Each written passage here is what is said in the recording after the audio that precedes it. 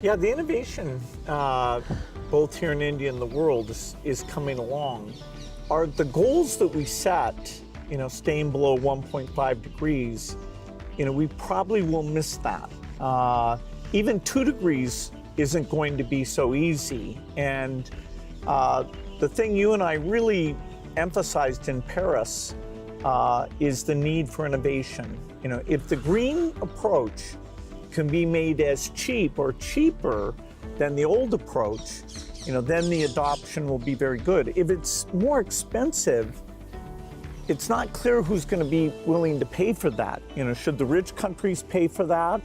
It's not fair to tell India to slow down, building basic infrastructure just because the West had those emissions. But you'll have to have some adaptation because there will be some warming, particularly which farmers will have to take into account.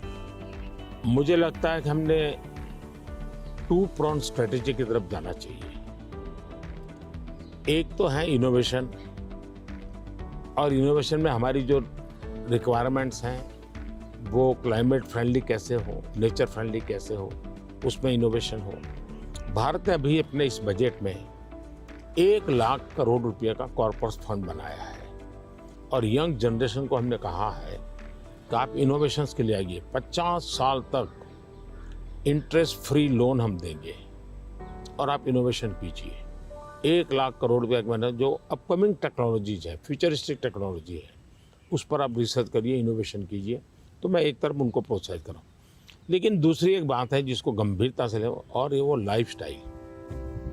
और इसलिए मैंने mission life शुरू किया है। और मैं जब life कहता हूँ तब लाइफस्टाइल फॉर एनवायरनमेंट, क्योंकि हमारी रोजमर्रा की जिंदगी में अगर हम क्लाइमेट फ्रेंडली लाइफस्टाइल स्वीकार नहीं करते, प्रो नेचर हम जीवन नहीं जीते हैं, तो हम बाहरी कितने ही प्रयास क्यों न करें, हम नए नए इनोवेशन करेंगे, नई नई चीजें जोड़ते जाएंगे, हम अपनी जिंदगी को ऐसी कैसे बनाए। अब हमारा मुसीबत क्या है, हमारा प्रगति का आंक क्या, तो भाई कौन सा देश कितना स्टील उपयोग करता है, कौन सा देश पर कैपिटल कितना एनर्जी कंज्यूम करता है, उसके आधार पर उस देश की इकोनॉमी में जा।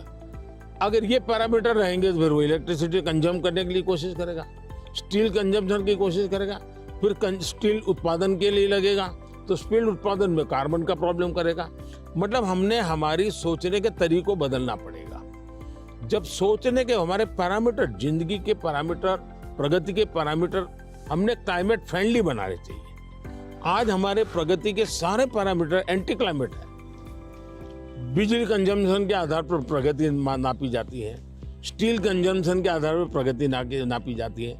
Yeah, I've been interested in your discussions about green GDP.